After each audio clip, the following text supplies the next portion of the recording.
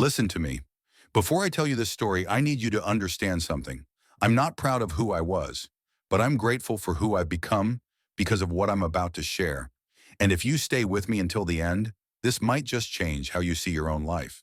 So please like this video, subscribe, and let's begin. My name is David, and I built an empire from nothing. I came from a working-class family, grew up in a small apartment, and watched my parents struggle to pay bills. That hunger, that desperation to never be poor again, it consumed me. I poured everything into real estate. I bought properties nobody else wanted, renovated them, sold them for profit. Within 15 years, I was a millionaire. Within 20, I was a household name in luxury real estate across the entire region.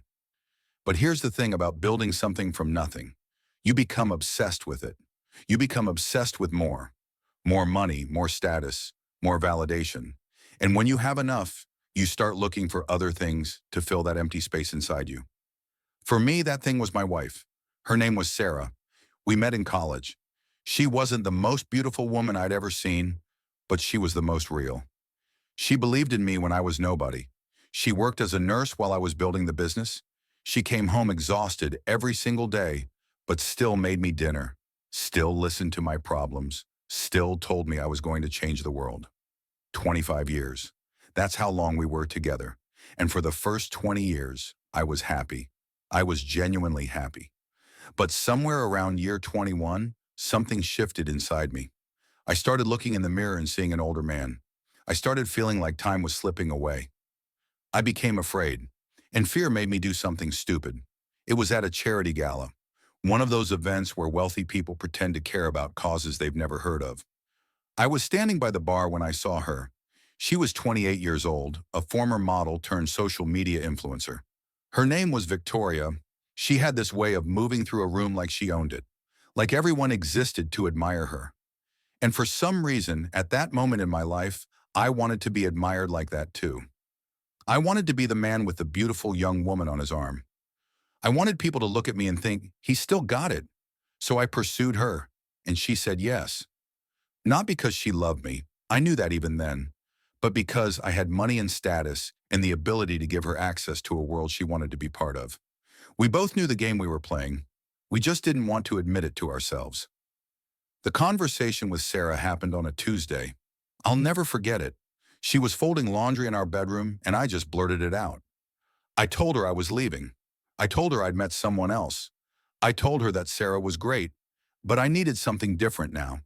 I needed someone who understood my vision, someone younger, someone who made me feel alive. Do you know what she did?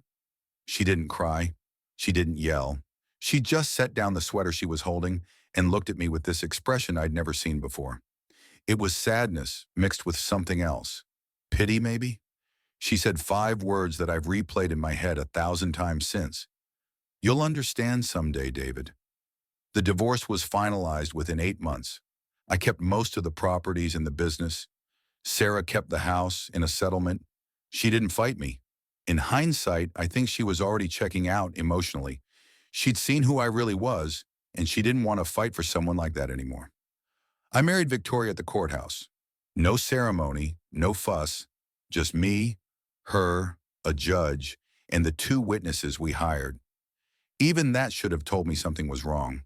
But I was too busy posting about it on social media, too busy telling everyone how happy I was, too busy trying to convince myself that I'd made the right choice. 3 years of marriage to Victoria. They were strange years. We had expensive dinners and took luxury vacations and looked perfect in photographs, but there was no depth to it.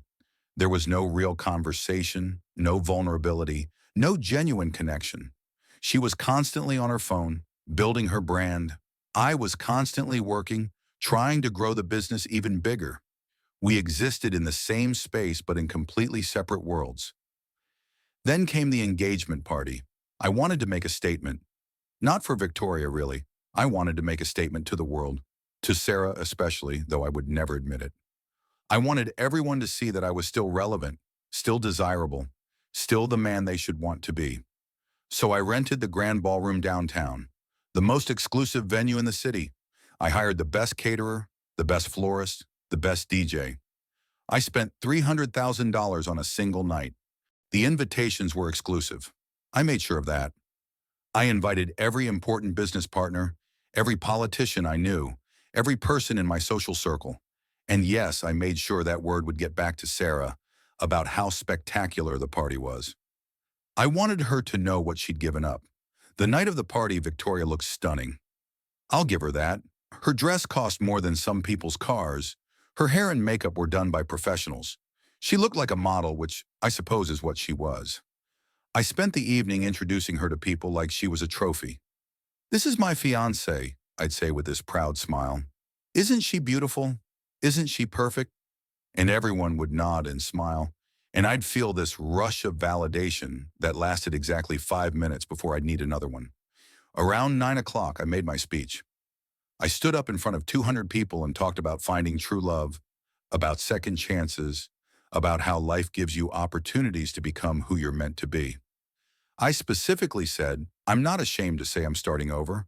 I'm not ashamed to admit that I wanted something different, something better. I could feel people's eyes on me, but it wasn't admiration. It was something colder than that. During the party, I noticed something strange. People kept looking at me with this expression I couldn't quite read. It was almost like they were waiting for something. A few of them would pull me aside and say weird things like, "Congratulations, David, you deserve this." But they'd say it in a way that felt sarcastic. My ex-wife's best friend was there. I'm not even sure why I invited her, but she was. When she saw me, she gave me this smile that made my skin crawl. She was clearly holding back laughter. I felt nervous. There was this buzzing in my chest like something was wrong, but I pushed it down. I told myself I was being paranoid. I told myself that people were just jealous. That's what I always did back then. I told myself stories that made me feel less guilty, less afraid. Then around 11:30, someone pulled me aside and whispered something that made my blood run cold. They said, "Did you hear about your ex-wife? She's moved on. She's with someone." And I laughed. I actually laughed. I said, "Good for her. She deserves to be happy." Like I was some kind of generous person. But inside I was thinking, let's see how long that lasts. Let's see if she can actually find someone better than me. I was standing near the bar when the doors opened. The ballroom doors were grand and heavy, and I'd actually had special lighting installed to make the entrance dramatic. It was meant to be for late arrivals, though I expected everyone to be there by 11. But when those doors opened, all eyes turned, and my heart stopped. She walked in. Sarah, my ex-wife. She looked different, softer somehow, less tired. Her hair was down, and she was wearing a simple black dress that somehow looked more elegant than anything Victoria had ever worn. But that wasn't what made my heart stop. She was holding hands with someone. I recognized him immediately. It was Robert, my former business partner, the man I'd pushed out of the company 10 years ago over a disagreement about direction, the man I'd publicly humiliated at a board meeting, the man I'd made sure couldn't work in the industry by spreading rumors about him and his reputation. They walked in together like they owned the place, like they belonged there more than anyone else in the room. And the way he looked at her, the way she looked at him, it was real.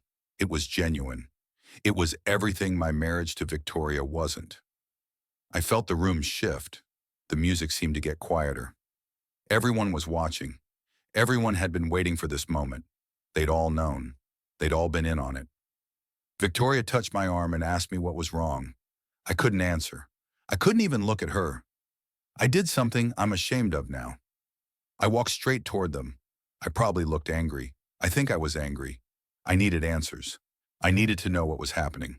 So I approached Sarah right there in the middle of my engagement party, and I demanded to know what was going on. She didn't seem surprised. She looked almost prepared for the question. She was so calm, so composed. She introduced Robert as her partner, not her boyfriend, her partner. She said they'd been together for 2 years. She explained that they'd reconnected at a charity event, one of those random encounters that turn into something unexpected. She told me that Robert had shown her what it meant to be truly valued, not for what she looked like or what she could do, but just for who she was. I was about to respond when Robert extended his hand to shake mine. I didn't take it. That was cruel, and I know it now, but in that moment I was desperate to maintain some kind of power over the situation. So he just lowered his hand and smiled at me. Not mockingly, genuinely, like he felt sorry for me. But then Sarah said something that shattered everything I thought I knew. She said, "Robert and I started a new company together. We're only a year in, but we're already outpacing your quarterly growth. Not to brag, but we're doing what you taught us to do, David. We're just doing it with integrity." The room went silent. I actually looked around to see if people were really hearing this. And then I realized something. The whispers during the party, the strange comments, the knowing looks, they weren't about my engagement. They were about this. Everyone already knew. Everyone already knew that my ex-wife was happy with a better man and that Robert was building something that was surpassing my empire. I felt my face get hot. I think I mumbled something about wishing them well, and then I turned away. But as I walked back toward the bar, I heard someone say, "Wow, real classy, David." And then another voice, "He's not even the most successful person in his own marriage anymore." The final blow came about 20 minutes later. Victoria excused herself to go to the bathroom. She never came back. I waited for her, then I called her, then I realized she'd left the party. She'd actually left. Later I found out she'd left with someone else, one of my younger business associates who was probably a better investment as far as she was concerned. So there I was, standing alone in a ballroom I'd rented for $300,000, surrounded by people who'd come to watch me implode, with a fiancé who'd abandoned me in a business that was failing. I didn't know it at the time, but that night was the beginning of the end. Within 6 months, my business had collapsed. Not immediately. It was a slow burn. My investors started pulling out. Some of them moved their accounts to Robert. I lost properties. I had to sell the penthouse apartment. I had to fire half my staff. And through it all, I kept thinking about what Sarah had said. "You'll understand someday." I did understand. I understood that I'd spent decades building something external and had completely neglected building something real. I'd chased youth and beauty and status and left behind the only person who'd ever actually believed in me. About a year after the party, I ran into Sarah at a coffee shop. I was surprised she wanted to talk to me, but she sat down anyway. She'd lost that tired look. She looked happy, genuinely, deeply happy. And when she asked how I was doing, I could hear real concern in her voice. Not pity, concern. I told her the truth. I told her that I'd lost everything. Not just the business, but my perspective, my direction, my sense of who I was. And you know what she did? She reached across the table and squeezed my hand. She said, "I'm glad you're finally awake, David. That's where healing starts." They're getting married next spring. Sarah and Robert. They sent me an invitation. I haven't decided if I'm going yet, but I think I will. Because I've learned something that took me almost 60 years to understand. The life worth living isn't the one everyone's watching. It's the one you're actually present for. It's the moments that no camera captures. It's the person who stays when you're nothing special, not because they have to, but because they want to. I'm not the man I was at that party. I'm rebuilding slowly, not my empire. Something smaller and more honest. But more importantly, I'm rebuilding myself.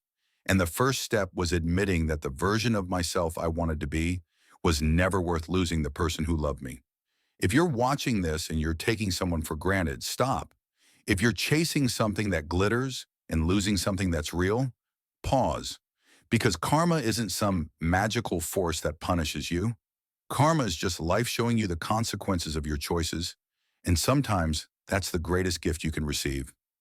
Thank you for listening to my story. Please share this with someone who needs to hear it. Like this video. Subscribe for more stories about the real cost of chasing the wrong things. And remember, the person standing beside you right now might be more valuable than anything you could ever build alone.